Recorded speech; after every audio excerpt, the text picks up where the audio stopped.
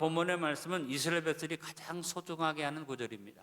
모세가 이스라엘 백성들에게 특별하게 이 말씀을 강조해서 전해주었습니다. 쉐마라고 하는 이 말씀은 신명기 6장 4절로 9절의 말씀인데, 신명기 6장 4절에서 하나님 말씀하십니다. 이스라엘아 들으라, 우리 하나님 여호와는 오직 하나인 여호와이시니. 여기에서 이스라엘아 들으라 이 말이 쉐마 이스라엘이라는 말입니다.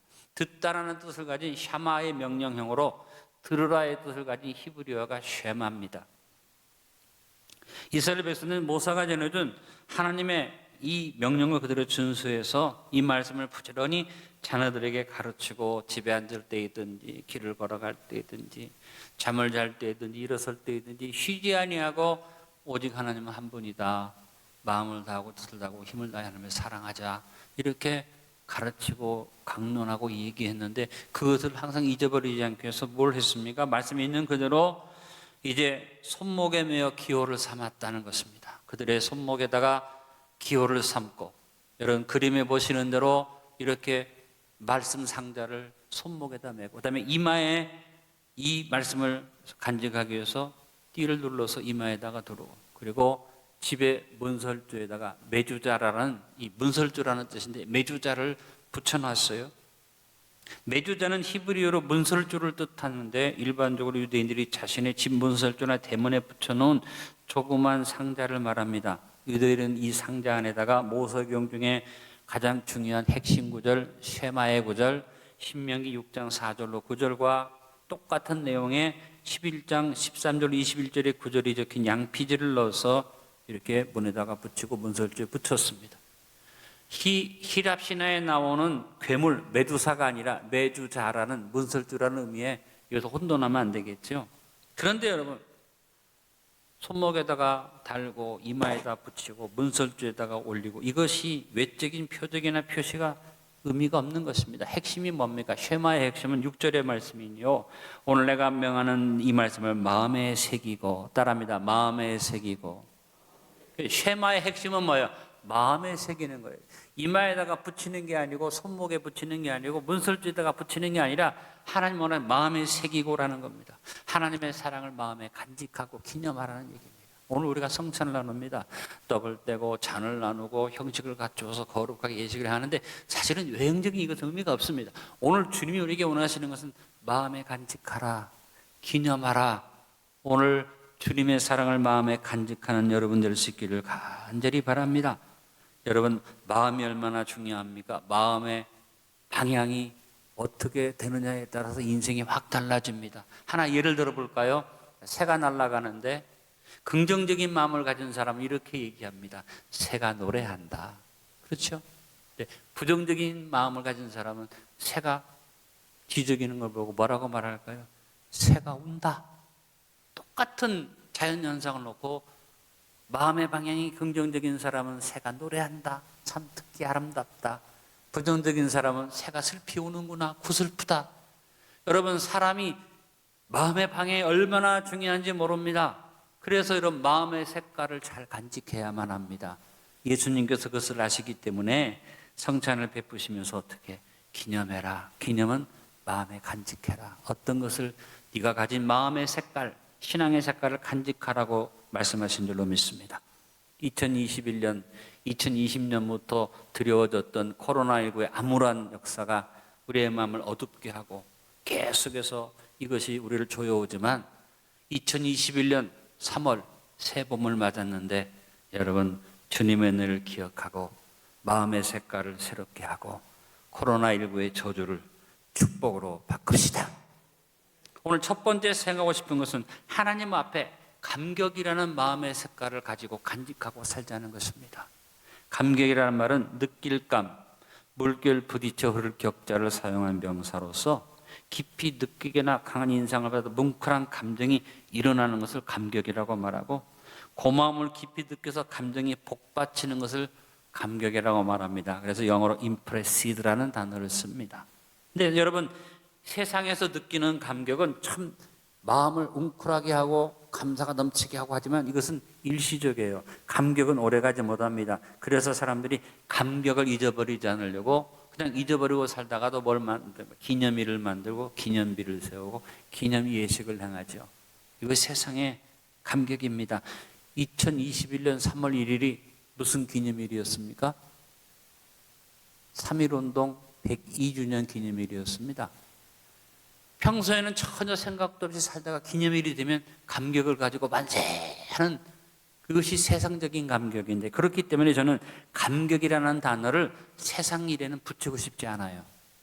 감격은 사실 어떻게 항상 마음속에 감사가 넘쳐나는 역사가 일어나야 하는데, 하나님 앞에서만 가질 수 있는 마음이 감격이라고 생각합니다. 여러분, 이 세상에서 아무리 감격적인 일도 금방 그것은 퇴색해버리지만 하나님 안에서의 감격은 영원합니다. 왜냐? 주님께서 우리에게 주신 구원이 바로 그것을 의미합니다. 히브리서 9장 12절에 있는 말씀을 같이 보겠습니다. 염소와 성화대 피로 하지 아니하고 오직 자기 피로 영원한 속죄를 이루사 단번에 성소에 들어가셨느니라. 예수님이 십자가에서 단번에 우리의 속죄를 이루셨는데 그 효력이 잠시가 아니고 이례적이 아니고 단편적이 아니라 영원한 속죄. 언제든지 주 예수의 이름만 부르면 그 속죄 은총이 나를 덮습니다. 항상 이 감격이 솟아나는 것이 그리스도인의 삶이 아니겠습니까? 또한 우리 하나님의 은혜 앞에서 감격을 갖는 또 하나의 이유는 뭐냐면 항상 하나님의 예비하심의 축복이 우리에게 있다는 것입니다. 요즘 우리가 요한복음을 묵상하는데 요한복음 10장 9절로 10절에 주신 말씀 기억하십니까?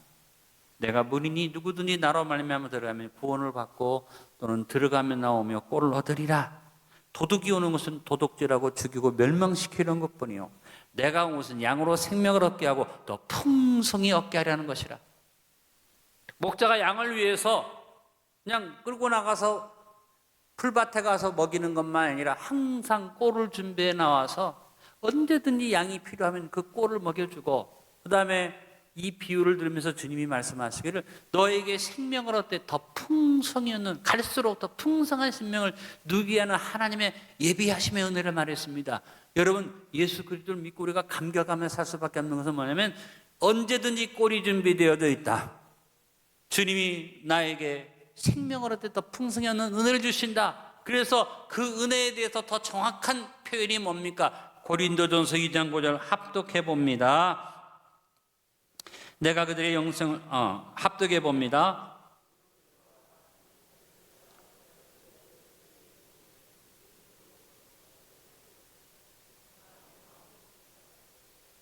하나님의 예비하심이 이렇게 그냥 들어가면 하면 꼴을 얻는 정도가 아니라, 꼴 정도가 아니라 마음에 생각하지도 못했고 귀로도 들어보지 못한 귀한 것들을 예비하신다고 그랬습니다. 그리고 우리 하나님 앞에 우리가 항상 감격을 가지고 마음의 색깔을 바꾸지 말아야 할 이유는 뭐냐면 하나님이 우리를 한순간만 이렇게 지키시고 함께 아니라 영원한 보장을 주십니다. 요한복음 10장 28절 29절에 내가 그들에게 영생을 주는 영원히 멸망하지 아니할 것이요 또 그들을 내 손에서 빼앗을 자가 없느니라. 그들을 주신 내 아버지는 만물보다 크심에 아무도 아버지 손에서 빼앗을 수 없느니라.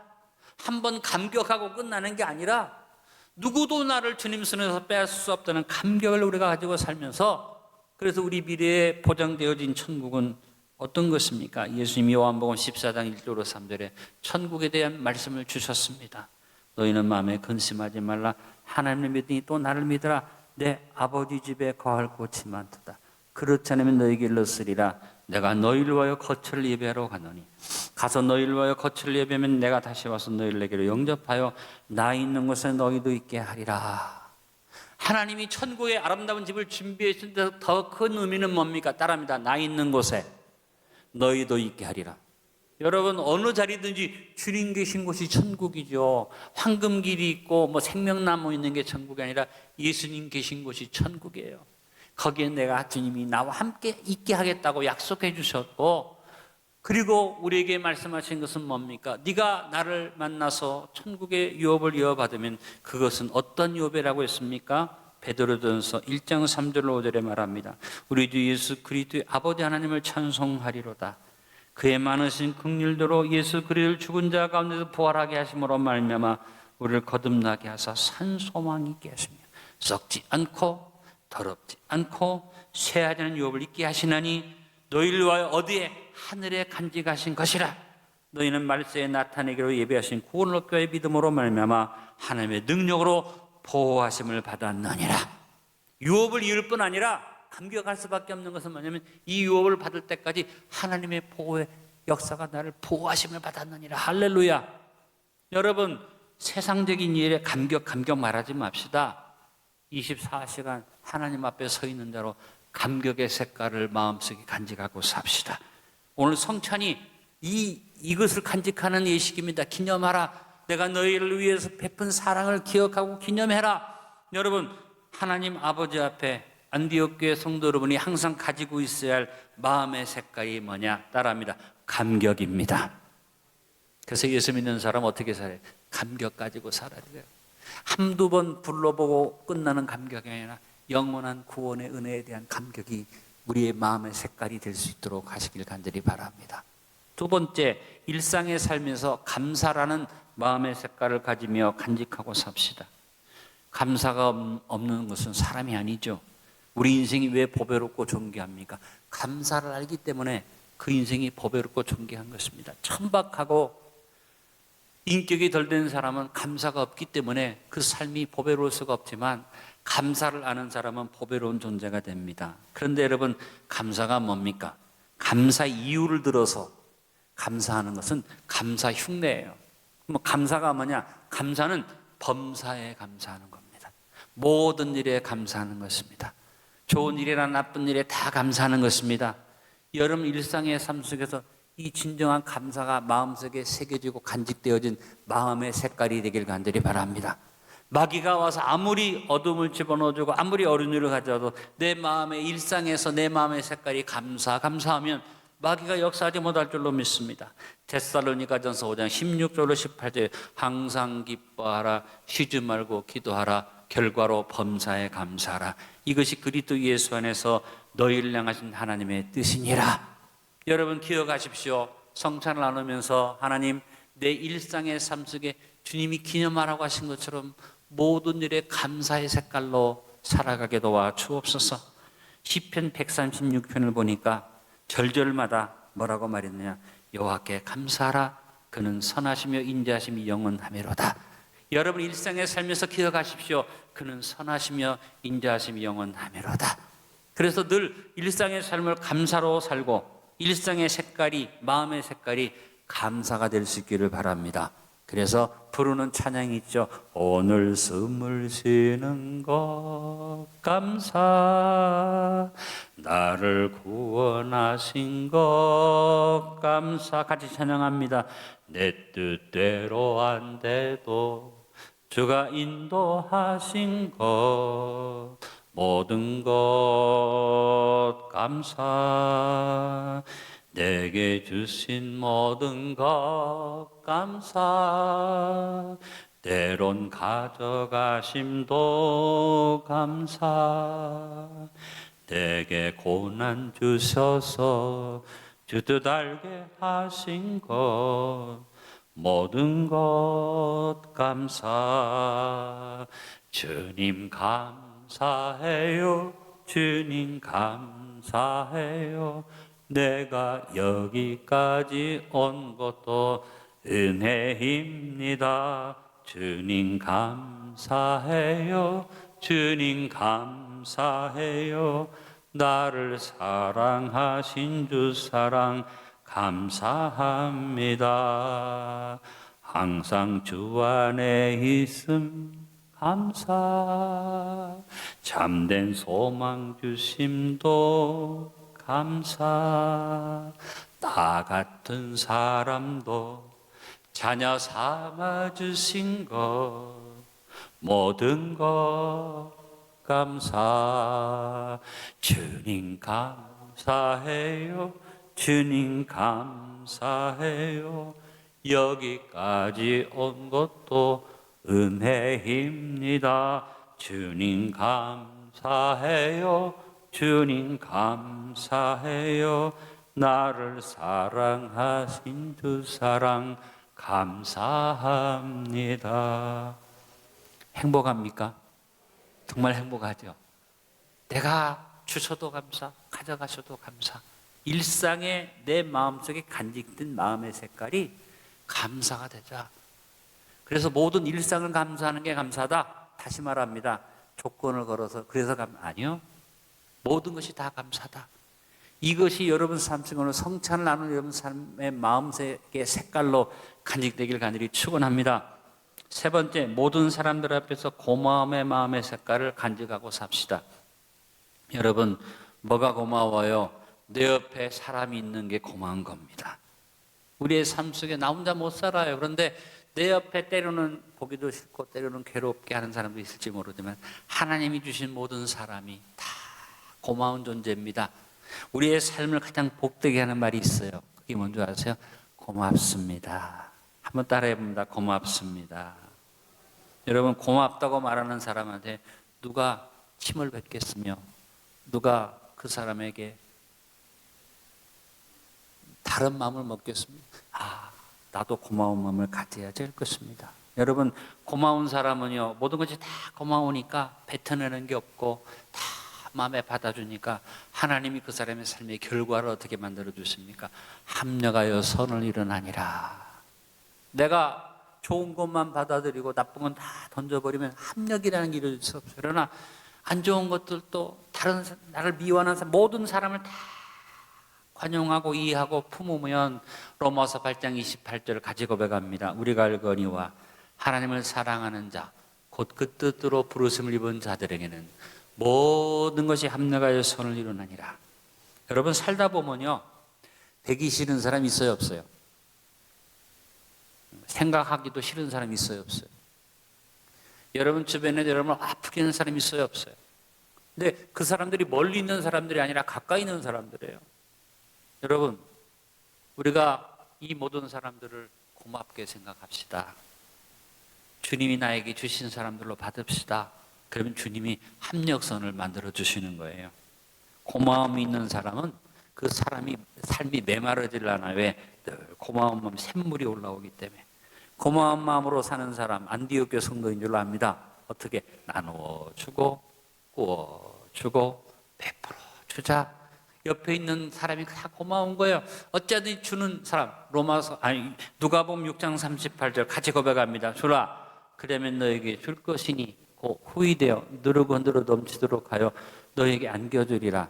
너희가 헤아리는 그 헤아림으로 너희도 헤아림을 도로 받을 것이니라. 그렇습니다. 이 고마움을 가진 마음은 어떤 마음이에요? 열려진 마음이 됩니다.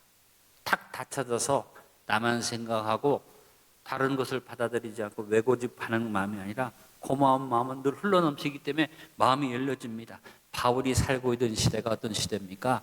민족 개념을 가지고 유대인들만 선민이라고 생각했던 히브리인, 바리새인 이 바울이 세계를 향해서 눈을 열고 마음을 열기 시작합니다. 왜? 그 당시 세계 자체가 어떤 시대입니까? 글로벌 시대의 시작이에요. 각 나라 민족별로 있었던 시대가 헬라라는 문화를 통해서 로마 제국이라는 큰 판도가 열리면서 온 나라가 로마 제국 안에서 서로 소통하면서 오고 가는 시대가 열렸습니다. 그와 같은 시대에 닫힌 마음, 폐쇄적인 마음에 히브리인, 유대인, 바리새인 이 바울이 활짝 열려진 마음으로 마음을 열어서 고백합니다. 로마서 1장 14절에 그런 말합니다. 헬라인이나 야만이나 지혜 있는 자나 어리석은 자에게 다 내가 빚진 자라. 열려진 마음이 어떤 마음이냐? 빚진 마음으로 사는 사람이 열려진 마음. 왜? 그래서 내 주변에 있는 모든 사람이 고맙고, 그래서 내가 그 사람들한테 빚진 마음을 가지는 그런 마음을 가지고 살면 그 사람은 축복을 받을 수밖에 없는 겁니다. 우리 사회가 왜 불안합니까? 우리 사회가 왜 어둡습니까? 빚진 자의 마음이 없기 때문이죠. 대기업이 나라 돈 빌려서, 그래서 은행 돈 빌려서 자기 기업을 확장시켜가면서 외채까지 빌려오면서 문어발 확장을 해서 기업을 키워가면서도 빚진 마음이 없이 자기들만 생각해서, 그래서 자기의 이 소유와 재산을 불법을 행해서라도 세금도 안 내고 자손에게 물려주려고 하니까 큰 기업이 되어서 나라를 위해서 공헌하는데도 불구하고 백성들의 마음속에 그 기업에 대한 감사가 없고, 많은 정치인들이 국민들에 의해서 선출된 사람들이 빚진 마음이 없이 어떻게 해요? 자기들이 마치 국민들을 지배하는 것처럼 착각을 해서, 그래서 어떻게 해요? 나라 돈을 주머니 돈으로 생각하고 막 선심을 쓰는데, 솔직히 말해서 여러분, 우리 모두에게 코로나19라고 막 나눠주고 뭐 베풀어주고 뭐 다 주자 그러는데 그 돈이 다 누구 돈이? 내 돈이에요. 내가 세금을 그만큼 내야지 그만한 돈이 나오는데 우리들의 세금을 걷어가지고 이 세금을 잘 운영해서 어려운 시기를 잘 넘길 생각은 하지 않고 선거 때를 맞춰서 자기 선심을 막 쓴다 이 말이에요. 참 불안한 마음입니다. 여러분, 우리나라 재정이 빤한데 막 퍼주면 나중에 누가 다 그거 갚아가야지 됩니까? 저하고 여러분이 갚아가야지 됩니다. 정신 차리세요. 정치인도 경제인도 이 세상에 모든 사람들이 빚진 마음이 없으니까 이런 행위들을 하는 것이죠. 그런데 더 마음이 아픈 것은 많은 그리스도인들이 빚진 마음이 없어요. 바울처럼 내가 다 빚진 자라고 생각하고 어떻게 어찌하든지 내가 주변의 모든 사람들을 고마워하고 고마운 그들에게 뭘 나눠주자, 복음을 나눠주고 구주고 베풀어줘야 하는데 그렇지 못하는 거죠. 그래서 그리스도인들이 입속에서 항상 뭐만 있습니까? 주시옵소서. 받기만을 바라는 마음을 가지고 우리가 있는데 아니요. 우리 고마운 마음을 가지고 열린 마음을 가지고 빚진 마음을 가지고 오늘 성찬을 나누면서 내가 은혜의 빚진 자입니다 고백하면서 여러분 살아갑시다. 그래서 내 삶에서 누구를 만나든지 우리가 가지고 간직해야 할 마음의 색깔이 뭐냐? 고마움이다.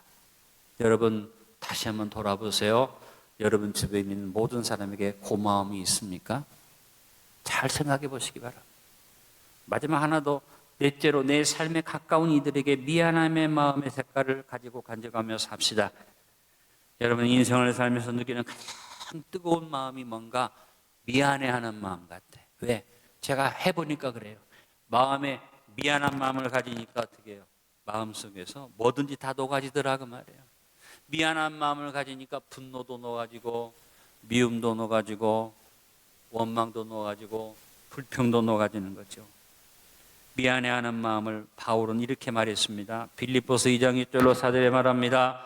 그러므로 그리스도 안에 무슨 권면이나 사랑에 무슨 위로나 선능에 무슨 교제나 긍휼이나 자비가 있거든 마음을 같이하여 같은 사랑을 가지고 뜻을 합하여 한 마음을 품어 아무 일이든지 다툼이나 허용으로 하지 말고 오직 겸손한 마음으로 각각 자기보다 남을 낫게 여기고 각각 자기 일을 돌볼 뿐더러 또한 각각 다른 사람들을 돌보아 나의 기쁨을 충만하게 하라. 여러분 이 마음이 어떤 마음입니까? 이거 멀리 있는 사람들한테 해당되는 말이 아니에요.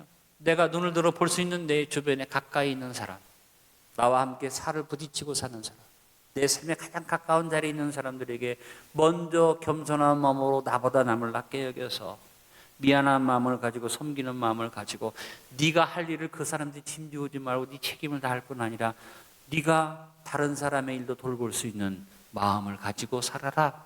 바로 우리 모두에게 주어져야 할 마음인 줄 압니다. 미안해하는 마음이 어떤 마음입니까? 남을 나보다 낫게 여기는 마음. 내가 사람들 앞에 교만해서 사람들을 무시하는 그런 삶의 태도를 말하기보다 제일 중요한 건 너랑 가장 가까이 있는 사람, 너와 함께 같이 숨을 쉬고 밥을 먹는 사람을 너보다 낫게 여기느냐?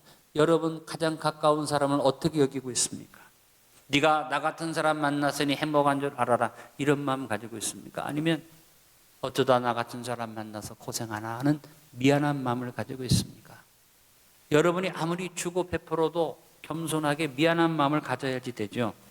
각각 자기 일을 돌보고 책임을 다하면서도 내가 내 책임을 다 제보던 것이 미안한 마음, 아버지로서 미안하고 남편으로서 미안하고 가족으로서 미안하고 자식으로서 미안한 마음을 가지고 살면 그 사람은 주님 보시기에 복받는 마음을 가진 사람이 될 것입니다. 미안해하는 마음이 무슨 마음이에요? 내 들보를 깨닫는 마음이에요.